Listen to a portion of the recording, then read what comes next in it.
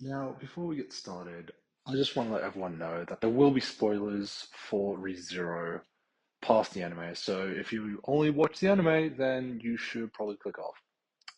Okay, now that I've said that, you cannot blame me for if I spoil you because I just gave you a spoiler warning.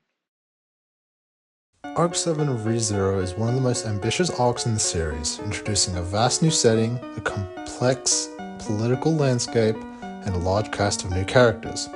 While some fans consider it a really good, and some of them even calling it a masterpiece, of the world building and the intrigueness of it, I don't even know if that's a word, others find it to be a drag and struggling with pace.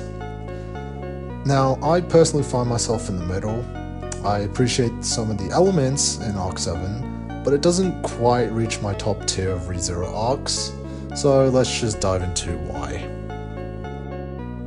Now, you're probably wondering why I'm choosing Arc 7, even though it ended like quite some time ago. Now, I'm just doing it because, well, I want to. It's my channel, and I feel like I can talk about what I want.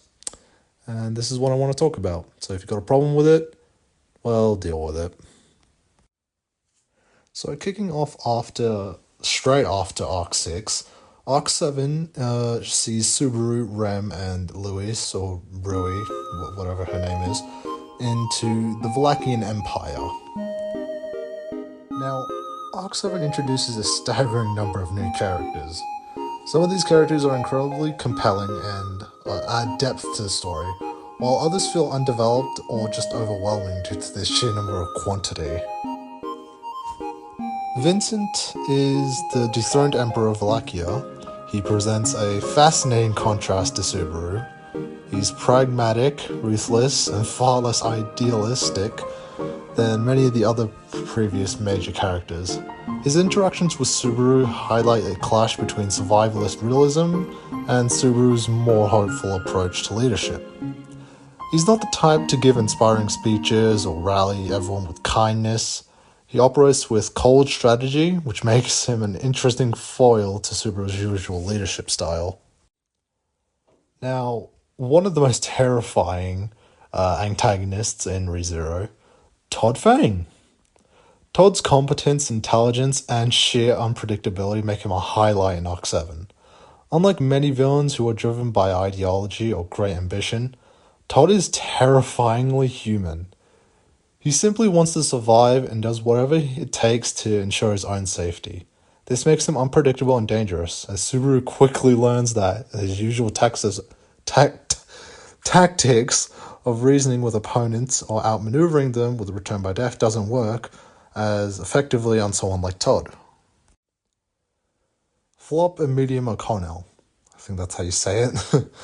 These two add much needed levity to this arc. Medium's straightforward and energetic personality complements Flop's more tactical mind, making them a great duo that prevents the arc from feeling too dark. Medium's innocence and simple view of the world contrasts with the brutal reality of Wallachia, while Flop's charismatic and his ability to navigate difficult situations makes him a surprisingly important ally to Subaru and Vincent. Arakia, Cecilus, Yorna. Each of these characters adds a layer of political intrigue, combat prowess, and mystery. Arakia, for instance, is one of the most strongest figures in this arc, yet she remains emotionally complex and is tied down to her past.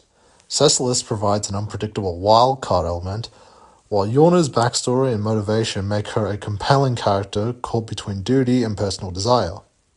However, the sheer number of important characters means that some don't get as much development as they could, making it harder to connect with the compared previous arc characters.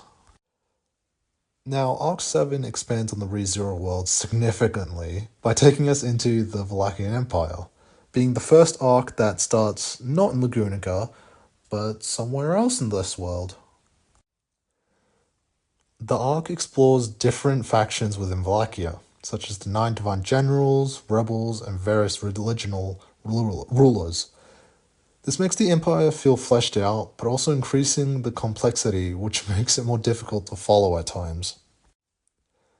The contrast between Vlakia's brutal survival of the fittest mindset and Subaru's more cooperative leadership style is a compelling theme. However, at times, the political maneuvering can feel drawn out or overly convoluted. The landscape itself plays a role in the story, with locations like Chaos Flame and the island serving as unique backdrops that shape Subaru's journey. These aren't just places, they're actively influencing the way characters interact and survive. Now, let's talk about the main character. Subaru is pushed to his absolute limits in Arc 7, facing challenges that strip him of his usual support system and forcing him to grow in ways we haven't seen before. Now, Subaru and Chaos Flame, this marks one of the most difficult periods of Subaru in the entire series.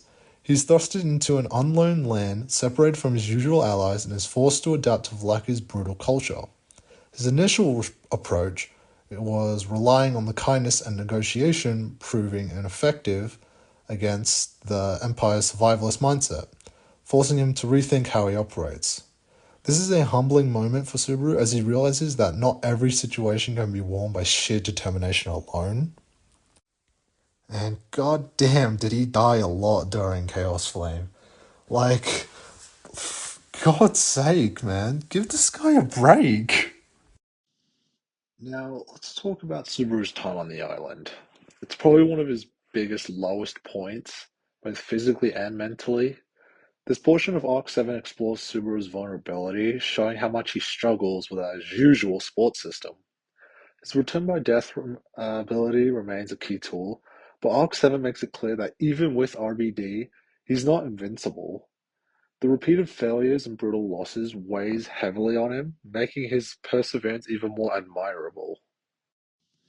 Now, I can't really talk about all of Arc 7 without talking about Arc 8, because Arc 8 is the second part to Arc 7. Arc 8 takes everything Arc 7 has and then pushes it even further, delivering one of, if not the most shocking endings since the infamous Who is Rem moment from Arc 3.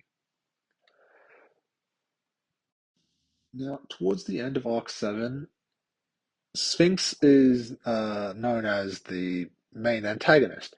She plays a major role in shaping the events throughout the whole of Arc 8. Unlike Todd's grounded, charismatic villainy, Sphinx represents a much more ideological and chaotic threat. Her presence amplifies the tension in the story, and her actions leave lasting scars both on the physical traits of the characters and the political landscape of the land. Now, major spoiler warning ahead. Priscilla is dead. One of the most devastating moments in Arc 8 is Priscilla's death. While she's always been a larger-than-life figure with an air of invincibility, her demise marks a significant turning point. It affects multiple characters, mainly Subaru and Al. Subaru is shaken up by her loss. Priscilla was someone he'd often clashed with, yet her presence in the world was undeniable. Her death forces Subaru to confront the reality that even powerful figures can fall, and it adds to the sense of finality and the weight to the stakes of the arc. Arc 7 is ambitious, introducing a vast new country and a new style of conflict that challenges Subaru in fresh ways. Arc 8 builds upon that foundation, delivering unforgettable character moments and a shocking climax. While neither of these arcs might be my absolute favorite, I can't deny the impact they had on ReZero as a whole. Let me know your thoughts in the comments below. And I just want to say this again, this is just my personal opinion. If you really like Arc 7 and 8, that's completely fine. Just let me know in the comments below so I can see how many people agree and disagree with me. And yeah.